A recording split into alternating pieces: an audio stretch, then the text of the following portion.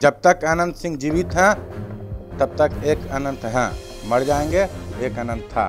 जब तक अनंत सिंह जीवित हैं रुतबा में किसी प्रकार की कोई कमी नहीं आएगा। कुल परिवार के लोग मैदान में आएंगे और विधायक जी का जो क्षेत्र में जो किया हुआ कार्य है उसका इनाम जनता उनको लगातार 20 वर्षों से देती आ रही है।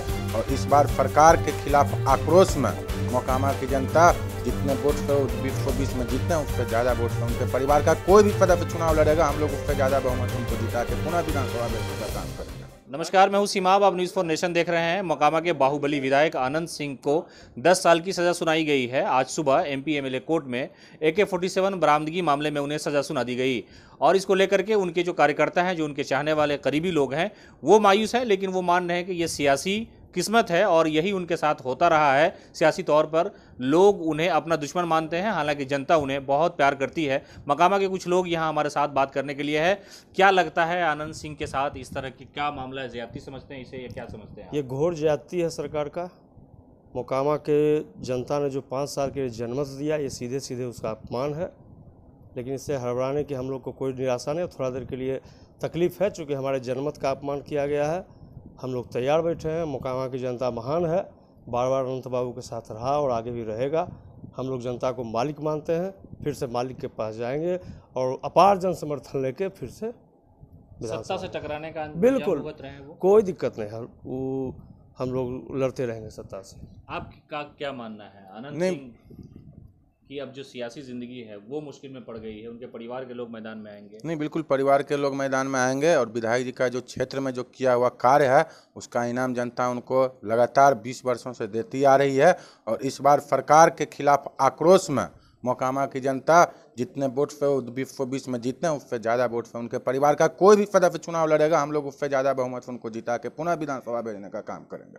कहा जाता है कि लोग बिहार के बाहर होते हैं तो आनंद से मकामा और मकामा से आनंद की पहचान होती है। जी बिल्कुल। तो मकाम बाकी रहेगा या उसमें कमी आएगी? नहीं, कोई कमी नहीं आएगी। जब तक अनंत सिंह जीवित हैं तब तक एक अनंत हैं, मर जाएंगे एक अनंत था।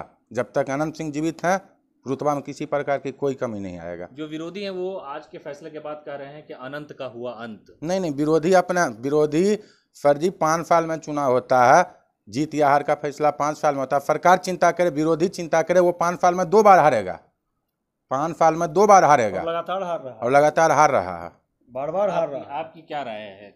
क्या लगता है, मायूसी हुई है या समझ रहे हैं कि ऐसा ही होना था? देखिए, विधायक जी की बढ़ती लोकप्रियता विपक्ष के लिए एक चुनौती बन गया है।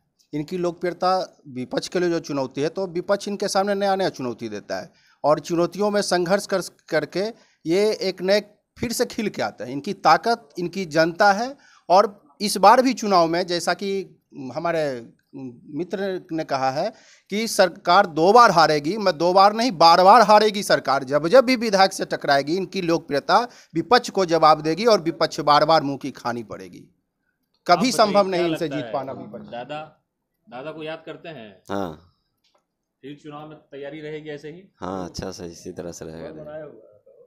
आप बताइए भैया। तो क्या लगता है कि चुनाव अगली बार हरा देंगे आप लोग? नहीं, हमेशा हराते आ रहे हैं, इस बार भी हराएंगे। आपने सुना कि ये जो है आनंद सिंह के चाहने वाले लोग हैं, उनका कहना है कि जो भी विरोधी हैं चुनाव में आए, चाहे वो सत्ता पक्ष के हो या कोई भी हो, आनंद सिंह का जो विकास है वही बोलता है।